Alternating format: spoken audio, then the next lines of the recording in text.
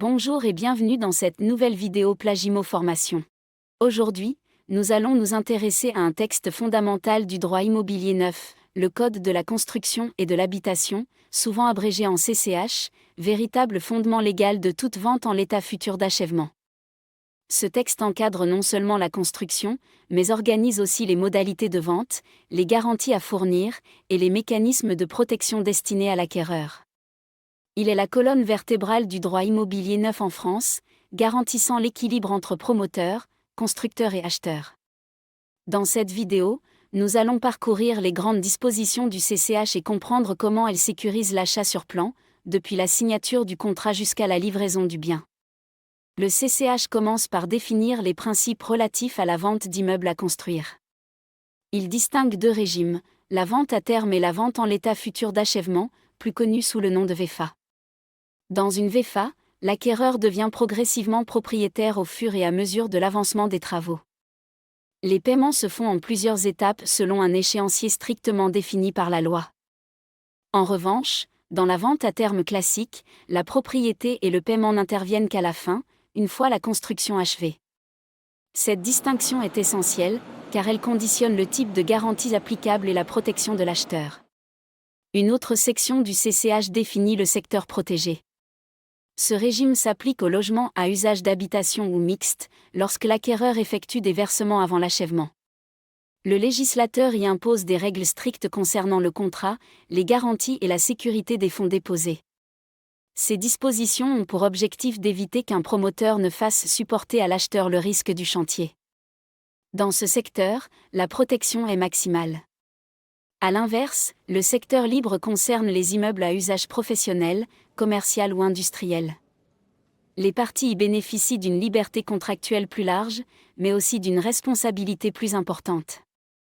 Certaines sociétés de promotion choisissent d'ailleurs d'appliquer volontairement les garanties du secteur protégé, afin de renforcer la confiance de leurs clients et leur réputation. Le CCH repose sur une notion fondamentale, l'engagement d'édifier. Le vendeur doit impérativement s'obliger à construire l'immeuble dans un délai déterminé. Sans cet engagement formel, la transaction ne peut pas être qualifiée juridiquement de VEFA. C'est cette obligation qui justifie les garanties financières exigées par la loi et la protection renforcée de l'acquéreur. Pour que le contrat soit valable, il doit contenir un certain nombre de mentions obligatoires, la consistance du bien, sa localisation, la description précise des lots, le délai de construction, et les modalités de paiement du prix. Cette exigence de clarté contractuelle permet d'éviter les ambiguïtés et les litiges. L'objectif est simple, que chaque partie sache exactement à quoi elle s'engage. Le CCH prévoit aussi des sanctions en cas de manquement. Le non-respect des règles impératives entraîne la nullité relative du contrat, notamment lorsque des versements anticipés sont effectués en dehors du cadre légal. La loi punit ces infractions par des amendes, voire des peines d'emprisonnement, afin de protéger les acquéreurs contre les dérives. Ces dispositions illustrent la volonté du législateur de maintenir la confiance dans le marché immobilier neuf. Sur le plan fiscal, le CCH rappelle que toute VEFA est soumise de plein droit à la taxe sur la valeur ajoutée immobilière. Cette règle s'applique à tout promoteur agissant à titre professionnel. Elle a des conséquences importantes pour les investisseurs, notamment en matière de récupération de TVA dans le cadre d'un investissement locatif, ou pour ceux qui achètent dans une résidence gérée. C'est un aspect souvent négligé, mais essentiel pour bien anticiper la rentabilité globale d'une opération immobilière. Le texte consacre également plusieurs articles au contrat préliminaire, aussi appelé contrat de réservation. Ce document fixe le montant du dépôt de garantie, précise les conditions suspensives et déclenche le délai de rétractation de 10 jours prévu par la loi SRU, loi Solidarité et Renouvellement Urbain, promulguée le 13 décembre 2000, numéro 2000 à 1208. Il marque la première étape de l'engagement entre le promoteur et l'acquéreur, tout en laissant à ce dernier un espace de réflexion et de sécurité avant la signature définitive. Le CCH traite aussi des notions d'achèvement et de livraison, deux moments clés de la VEFA. L'article R261 précise que l'achèvement correspond à l'exécution complète des ouvrages et à la mise en place des équipements indispensables à l'usage normal du logement. Cette définition est essentielle car elle conditionne les paiements, la mise en jeu des garanties, et la possibilité de livrer le bien. En pratique, c'est souvent à ce stade que le promoteur établit une attestation d'achèvement signée par le maître d'œuvre ou un professionnel du bâtiment. Pour éviter toute contestation, certains notaires recommandent de prévoir une procédure contradictoire, permettant à l'acquéreur d'être informé et de constater les travaux réalisés.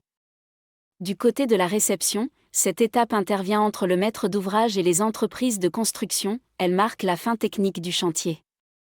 Quant à la livraison, il s'agit de l'acte juridique par lequel le bien est remis à l'acquéreur. C'est à ce moment que commence la garantie de parfait achèvement, ainsi que la garantie biennale et la garantie décennale. Le CCH impose aussi la mise en place d'une garantie financière d'achèvement, abrégée GFA.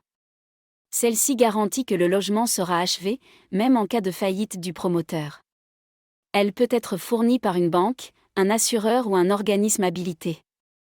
C'est l'une des protections les plus puissantes prévues par la loi, car elle évite aux acheteurs de se retrouver avec un immeuble inachevé. Le Code fixe également un échelonnement précis des paiements, 35% à l'achèvement des fondations, 70% à la mise hors d'eau, 95% à l'achèvement total, et le solde de 5% à la livraison ou après levée des réserves. Ce mécanisme permet de suivre la progression du chantier et de garantir que le promoteur ne soit payé qu'à mesure que les travaux avancent. C'est un équilibre entre financement progressif et sécurité financière. Autre élément clé, le dépôt de garantie. Son montant est plafonné à 5% du prix si l'acte définitif est signé dans l'année, à 2% s'il intervient dans les 2 ans, et à 0% au-delà. Ce dépôt est bloqué sur un compte séquestre et restitué intégralement si la vente ne se concrétise pas pour des motifs légitimes comme la non-obtention du prêt, l'annulation du permis de construire ou une augmentation excessive du prix. Cette mesure protège l'acheteur tout en incitant les promoteurs à agir avec rigueur. Le CCH prévoit également des sanctions pénales pour tout professionnel qui exigerait un paiement anticipé en dehors des conditions légales. Cela garantit que chaque euro versé par l'acquéreur soit protégé jusqu'à la remise effective des clés. Par ailleurs, le Code étend sa protection aux locaux accessoires, caves, garages, parkings ou celliers vendus avec le logement principal. Ces lots suivent le même régime juridique que le bien principal, empêchant toute tentative de contournement des règles.